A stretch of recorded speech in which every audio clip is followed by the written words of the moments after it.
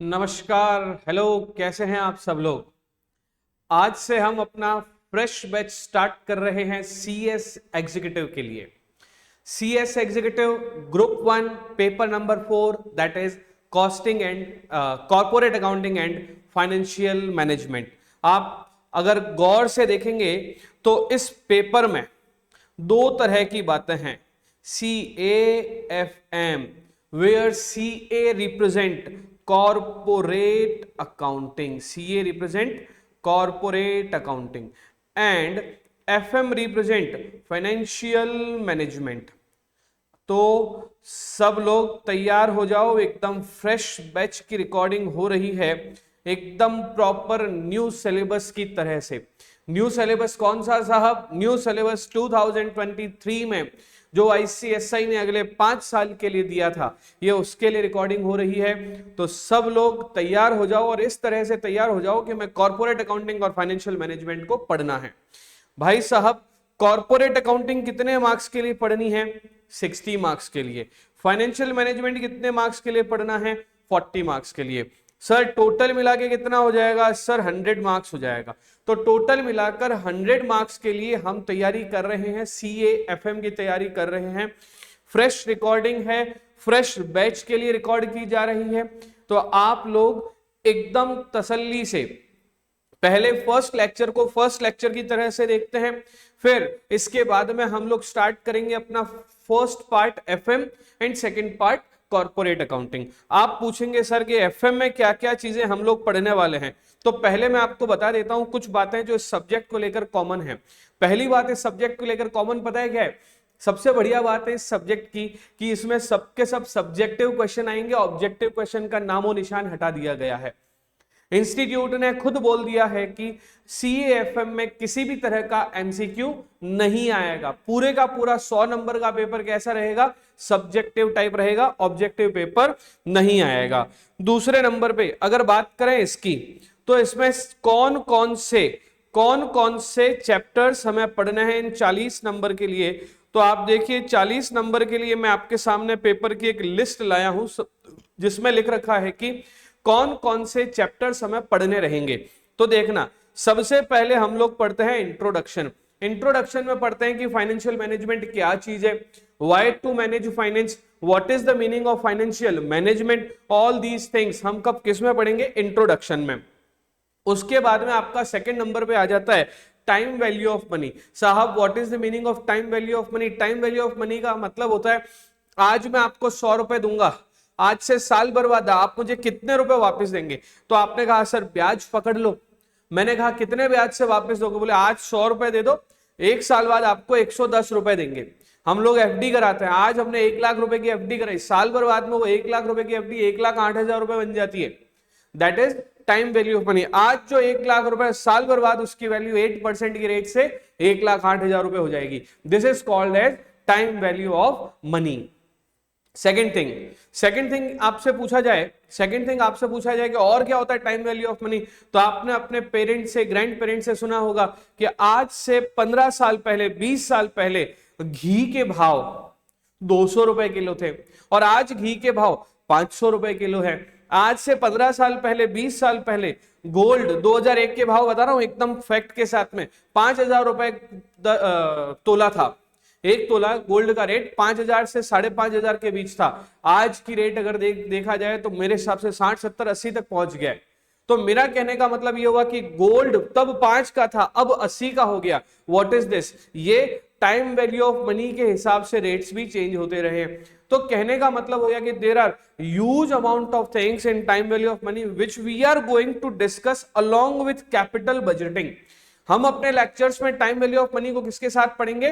Capital budgeting के साथ पढ़ेंगे। अब बात करते हैं नेक्स्ट कौन सा चैप्टर पढ़ाने वाले हो सर? तो नेक्स्ट हम पढ़ने वाले हैं, ये कैसे जाएगा? ये नहीं जाएगा क्या? जाना तो चाहिए। हाँ, नेक्स्ट हम क्या पढ़ने वाले हैं? नेक्स्ट हम पढ़ने वाले हैं कॉस्ट ऑफ कैपिटल और कैपिटल स्ट्रक्चर। इन दोनों के साथ साथ हम एक और चैप्टर हमने इसमें ऐड कर दिया है, दैट इज लिवरेज। ये तीन चीजें हम एक साथ पढ़ने वाले हैं, that is cost of capital, leverage और कैपिटल स्ट्रक्चर। इसके बाद हम लोग पढ़ेंगे डिविडेंड डिसीजन। आप अगर ब्लॉक वाइज देखें तो हमारा एक ब्लॉक हो गया टाइम वैल्यू ऑफ मनी और कैपिटल बजटिंग का block number A. Block number B हो गया हमारा ये 3 chapter, leverage, cost of capital और capital structure, block number B. फिर हम लोग पढ़ेंगे डिविडेंड डिसीजन सी, फिर working capital management D, security analysis E, and this one is F. इस तरह से हम लोग इस चैप्टर्स को पढ़ने वाले हैं। कुछ चैप्टर बहुत इंपॉर्टेंट है, कुछ चैप्टर का कंटेंट कम है लेकिन मार्क्स ज्यादा है, कुछ चैप्टर के मार्क्स कम है लेकिन कंटेंट ज्यादा है। ये सब चीजें भी मैं आपको धीरे धीरे आगे जाके बताऊंगा कि ये किस तरह से रहेगा, क्योंकि आप सब लोग सीएस एग्जीक्यूटिव में आ गए हो। सीएस एग्जीक्यूटिव में आप ग्रुप 1 की तैयारी कर रहे हो, तो ये मान के चलो कि ये पेपर आपको 200 की टोटल को करवाने में मदद करेगा, क्योंकि ये प्रैक्टिकल टॉपिक है। This is one and only practical subject which is in your CS executive group 1 syllabus, क्योंकि इसके अलावा जो तीनों सब्जेक्ट है वो लॉ से रिलेटेड है। लॉ में मार्क्स लाना बेटा टफ है, लेकिन सीए एफएम में मार्क्स लाना इजी है अगर आप अच्छे से ईमानदारी से बहुत सारे क्वेश्चंस कर लोगे तो। आप मुझे पूछोगे सर आप हमें क्या क्या देने वाले हो, तो वो भी सुनो। मैं आपको पूरा सिलेबस कवर करवाऊंगा। ये जो मॉड्यूल का, ये जो आप देख रहे हैं आपकी स्क्रीन पर जो पीछे लिखा हुआ है, ये पूरा का पूरा मॉड्यूल के चैप्टर है। देखिए इंट्रोडक्शन हो गया, टाइम वैल्यू ऑफ मनी हो गया, कैपिटल बस्टिंग हो गया, मॉड्यूल में ऐसे लिखा हुआ है। हमारे नोट्स में हमने क्या किया, इन 9 चैप्टर को हमने 10 चैप्टर में डिवाइड कर दिया है। आप कहेंगे सर 10वां चैप्टर कौन सा है, तो मैं आपको बताऊंगा 10th नंबर का चैप्टर मैंने अभी एक वर्ड लिखा था, दैट इज लीवरेज। हमने 10 चैप्टर का एक मॉड्यूल बनाया है आप लोगों के लिए, जिसमें हम क्या क्या देने वाले हैं समझना। हमने आईसीएसआई को बेस माना है, हम आईसीएसआई के सारे कंटेंट को हमने ले लिया है।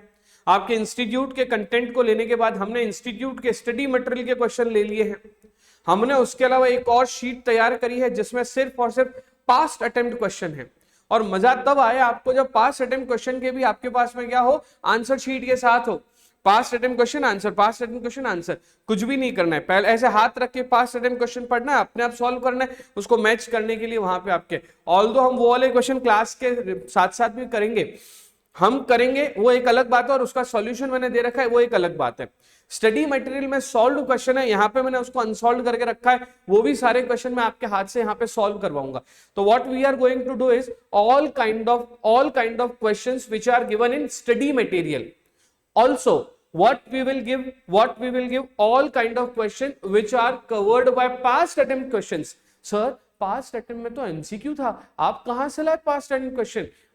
अरे भैया MCQ था 2014-15 तक, 14-15 से, उससे पहले फाइनेंशियल मैनेजमेंट MCQ नहीं था। और सुनो, जब फाइनेंशियल मैनेजमेंट आपके यहाँ पे जोड़ा गया उससे पहले ये था CS प्रोफेशनल में।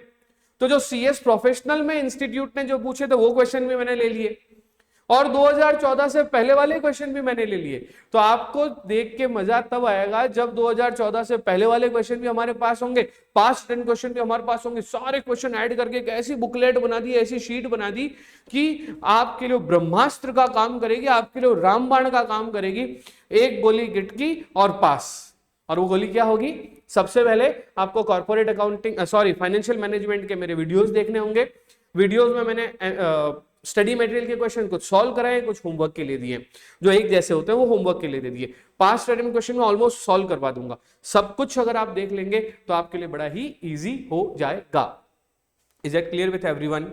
बोलो हाँ, सिर्फ सुनना नहीं है, हाँ भी बोलना है। सर रिकॉर्डेड लेक्चर में हाँ बोल के हम क्या करेंगे? सुनो, आप जस्ट फील करेंगे मैं सामने आपको पढ़ा रहा हूं। जब मैं आपको फील आएगा कि मैं आपको सामने पढ़ा रहा हूं तो ही आप अच्छे से पढ़ पाएंगे, अदरवाइज आप अच्छे से नहीं पढ़ पाएंगे। और ध्यान रहे, वीडियो क्लासेस की सबसे बड़ी नेगेटिव बात यही होती है, कंटिन्यूटी। जो व्यक्ति कंटिन्यू नहीं पढ़ता है उसके वीडियोस कभी कंप्लीट ही नहीं होते हैं। तो ध्यान रहे, फिक्स एक टाइम बांध लो। जैसे आप क्लासेस पे जाते थे, जैसे आप स्कूल पे जाते थे, फिक्स एक टाइम बांध लो कि मुझे तो दीपक सर को सुनना है, मतलब सुनना है। कौन से टाइम पे सुनना है वो भी फिक्स कर लो कि भैया मुझे दीपक सर को सुनना है इतने बजे से लेकर इतने बजे तक। बात समझ में आ गई आप लोगों को कि यहां से लेकर यहां तक तो मुझे दीपक सर को सुनना ही है। क्लियर? तो जैसे मान लीजिए कि आपने टाइम डिसाइड कर लिया, से फॉर एग्जांपल सुबह उठना, उठ के फ्रेशन अप होके, नहा धो के और ब्रेकफास्ट करके मुझे अपनी टेबल पे बैठना है। और वहां से लेकर 2 घंटे तक मिनिमम मुझे दीपक सर को सुनना है, तो यकीन मानिए 60 डेज के अंदर आपका पूरा का पूरा सिलेबस कंप्लीट हो जाएगा। क्योंकि आप मेरी स्पीड जिस तरह से सुन रहे हो 1 की स्पीड में तो सुनोगे नहीं, 1.25 की स्पीड में सुनोगे, जल्दी जल्दी से पूरा आपका कोर्स हो जाएगा। तो तैयार हो जाइए, हम अपने फर्स्ट पार्ट को स्टार्ट करते हैं, अपनी फर्स्ट चैप्टर के फर्स्ट पार्ट को स्टार्ट करते हैं। That is cost of capital. Sir why cost of capital? मेरे को एक आपसे बात पूछनी थी, what is the meaning of financial management? Finance को मैनेज करना होता है फाइनेंशियल मैनेजमेंट, ठीक है, स्पेलिंग को एडजस्ट कर लेना, फाइनेंस को मैनेज करना। अब कंपनी के लिए फाइनेंस क्या है?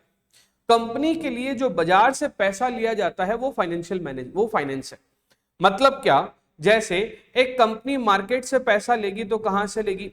इक्विटी शेयर से पैसा लेगी। दूसरा पैसा लेगी तो कहां से लेगी? प्रेफरेंस शेयर से पैसा लेगी। और तीसरा, अगर वो कंपनी बाजार से पैसा ले रही है तो कहां से लेगी? डिबेंचर्स से लेगी। 3 जगह से पैसे लेगी। और इन तीनों में से कहां से पैसे लेने हैं, इस बात का मैनेजमेंट ही तो फाइनेंशियल मैनेजमेंट है। साहब कहां से पैसे लेने का मतलब क्या हो गया?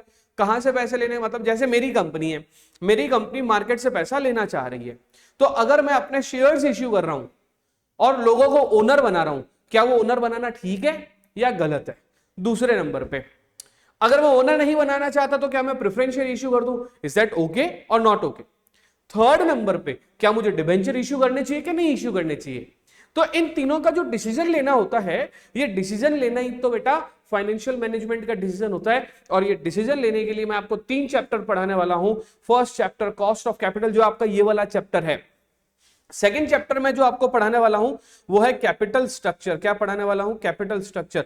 और थर्ड चैप्टर में आपको पढ़ाने वाला हूं लीवरेज। ये तीनों जब कंप्लीट हो जाएंगे ना, तो आपको पता चल जाएगा कि what decision should be good, कौन सा डिसीजन लेना मेरे लिए अच्छा है, कौन सा डिसीजन लेना मेरे लिए अच्छा नहीं है।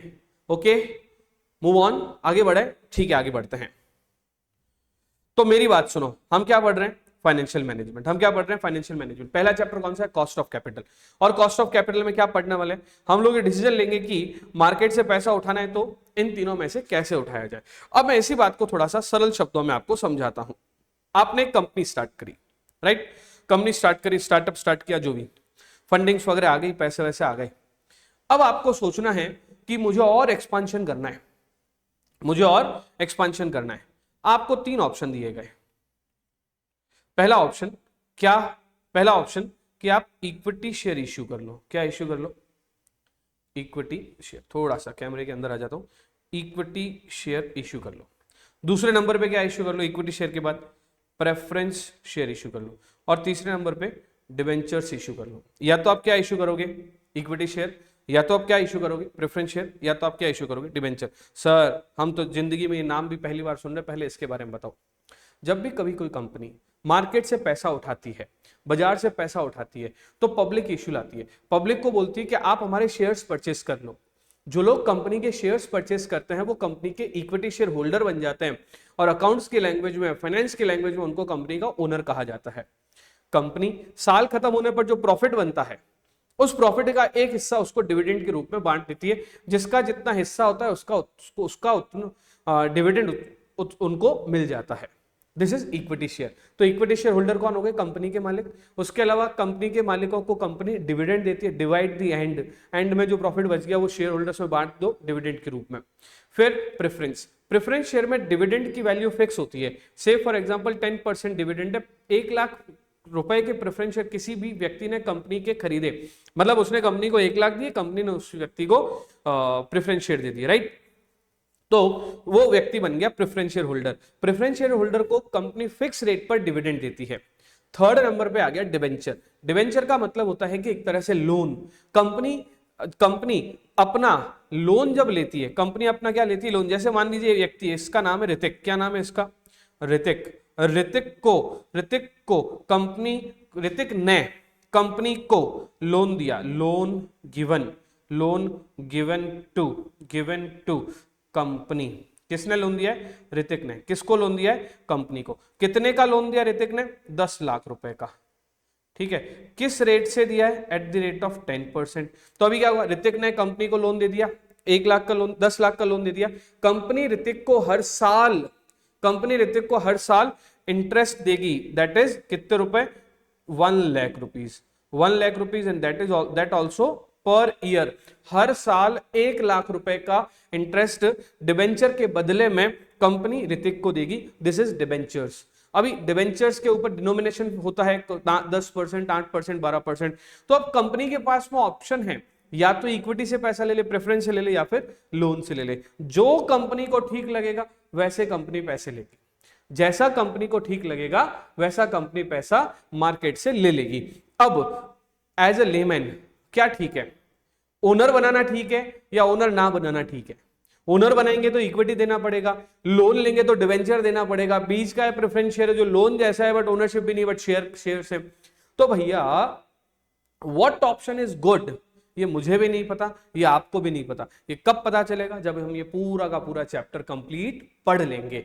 तो जब हम ये चैप्टर पूरा कंप्लीट कर लेते हैं तो हम इस डिसीजन पे आ जाते हैं कि व्हाट इज गुड और what is not good, right. तो हम लोग डिसीजन पे पहुंचते हैं अभी के अभी, चैप्टर स्टार्ट करके cost of capital. Sir decision तो ठीक बात है, लेकिन ये कॉस्ट ऑफ कैपिटल क्या है? तो ध्यान रखना, मैं जब भी बोलूं कि मैं कंपनी बन गया और आपको बना देता हूं इन्वेस्टर, राइट। मैं कंपनी, आप इन्वेस्टर, ठीक है। अब कॉस्ट ऑफ कैपिटल क्या है वो समझना। मेरी कंपनी दीपक लिमिटेड में, अच्छा दीपक क्लासेस लिमिटेड, राइट। अब क्या है, दीपक ग्रोसरी लिमिटेड, ठीक है। मैं ग्रोसरी का बिजनेस करता हूं और आपको ग्रोसरी के बिजनेस में इन्वेस्टमेंट करना अच्छा लग रहा है। तो आपके पास 3 ऑप्शन है, या तो आप मेरी कंपनी के इक्विटी परचेस कर लो, मेरी कंपनी के प्रेफरेंस परचेस कर लो, या मेरी कंपनी के डिबेंचर परचेस कर लो। तीनों में से कुछ भी एक परचेस कर सकते हो, बोलो ओके, ठीक है। अब अगर आप इक्विटी परचेस करते हो तो मैं आपको क्या दूंगा? डिविडेंड। मैं यहां पे लिख रहा हूं, देखो, अगर आप मेरे से इक्विटी परचेस करते हो तो मैं आपको क्या दूंगा? डिविडेंड। आप मेरे से प्रेफरेंस परचेस करते हो तो मैं आपको क्या दूंगा? डिविडेंड, प्रेफरेंस डिविडेंड बोलते हैं उसको। और आप मेरे अगर डिबेंचर परचेस करते हो तो मैं आपको क्या दूंगा? इंटरेस्ट। अब मेरी बात सुनना, आप लोग सब लोग अच्छे से सुनना। जो मैंने यानी कि कंपनी ने आपको दिया है डिविडेंड, वो मेरे लिए खर्चा है, वो मेरे लिए कॉस्ट है।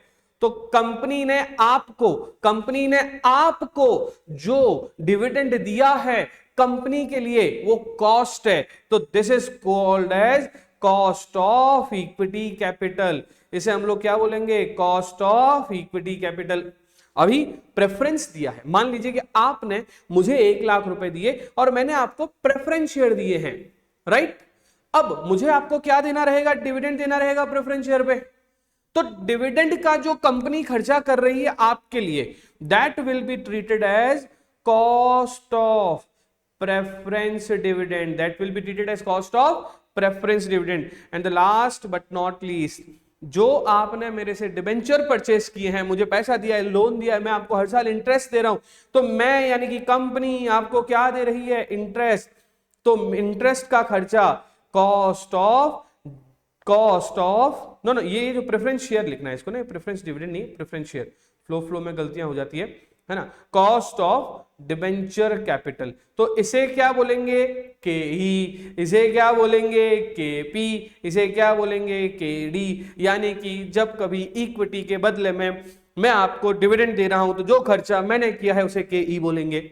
मैं आपको प्रेफरेंस के बदले में जो डिविडेंड दे रहा हूं तो मैंने जो खर्चा आपके लिए किया है उसे मैं के पी बोलूंगा, और वो खर्चा जो मैंने डिवेंचर के बदले में इंटरेस्ट के रूप में लिया है उसे मैं के डी बोलूंगा। तो टोटल मिला के कितने तरह की कॉस्ट हो गई? 3 तरह की कॉस्ट मैंने आपको बताई।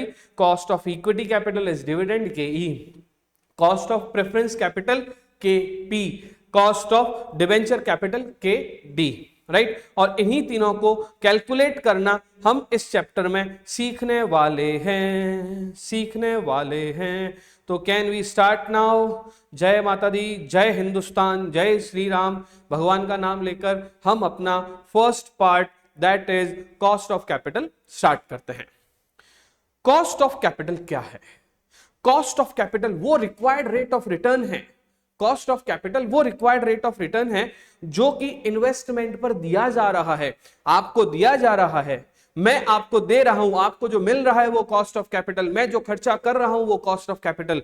ये या तो डेट पे होगा सर, या तो इक्विटी पे होगा, या रिटेन्ड अर्निंग पे होगा। अब ये क्या होता है इक्विटी डेट, आपको पता है रिटेन्ड अर्निंग चैप्टर के साथ साथ समझ में आ जाएगा।